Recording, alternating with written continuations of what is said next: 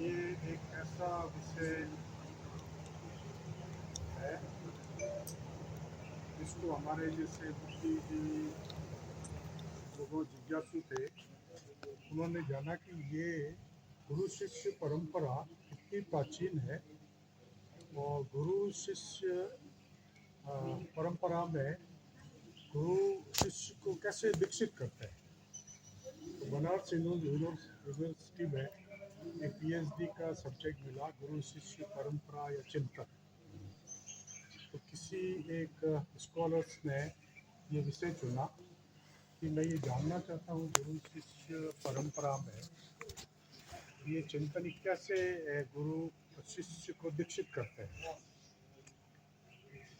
तब उन्होंने 2000 आपके जैसे साधु संतों का इंटरव्यू लिया और कहा कि साहब मुझे प्लीज़ आप बताओ कि आप शिष्य को कैसे दीक्षित करते हैं।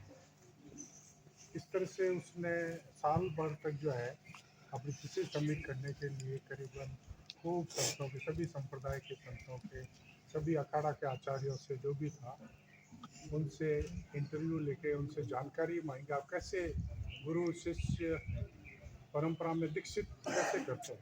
तब वो उसने 18 जो दीक्षाएं थी उसका उसमें उन्होंने विवरण किया कि गुरु शिष्य परंपरा में आज मुझे ये महसूस हुआ, जैसे आपने वृत्तांत सुनाया, कि सबसे बड़ी थी शांभरी दीक्षा।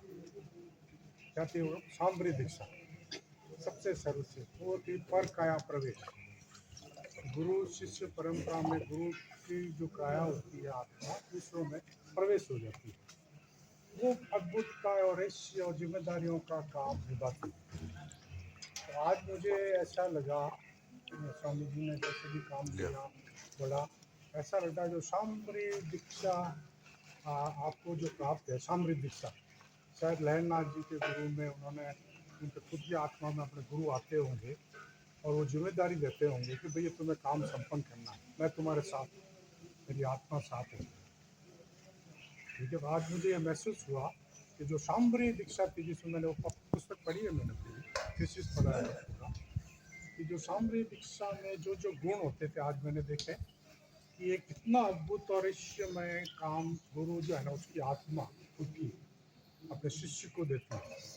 वो खुद नहीं बताया, उसकी जो आत्मा जो होती है ना उसमें प्रवेश कर जाती है, समझा। फिर वो अद्भुत और रहस्य जो खिलाता है ना, वो जिम्मेदारी, ठीक है, वो जिम्मेदारी आज मुझे महसूस हुई कि आपको लहरनाथ जी उनके गुरु ने जो आत्मा से दीक्षित करके दीक्षित किया है, जिस प्रोसेस से, क्योंकि उसमें उन्होंने पूछा कि नहीं भाई तुम्हें संन्यास लेना पड़ेगा। तो उस पीएचडी स्कॉलर ने कहा कि मैं तो गृहस्थ हूँ। कि नो, मेरे गुरु ने कहा कि जो संन्यास लेगा उसको ही मैं दीक्षित करूँगा।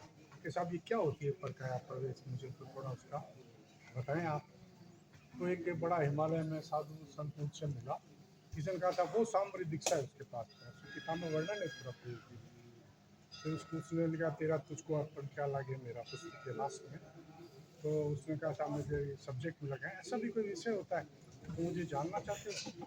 तो वो जब वो जो सन्यासी जो था वो साधना करके उसकी आंखें खुली नहीं, उसकी भौहें जो बड़ी इतनी लंबी तक आ गई थी, जैसे आप उसमें तो बढ़ता है उसको बोलने के बाद ये कोई आया नहीं मेरे पास, तो मुझे तो दीक्षित करना कि मेरी जो मेरे मैं मुझे गुरु ने दी ना, ये मैं अभी ले जाता, मैं मेरा कोई शिष्य नहीं बना है, कोई दीक्षा मैं लेके जाऊँ।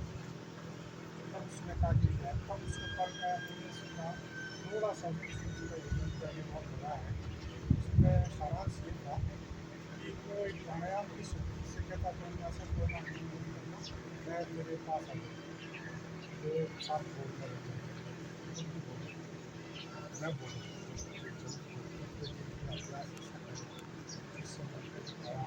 वो टेक्निक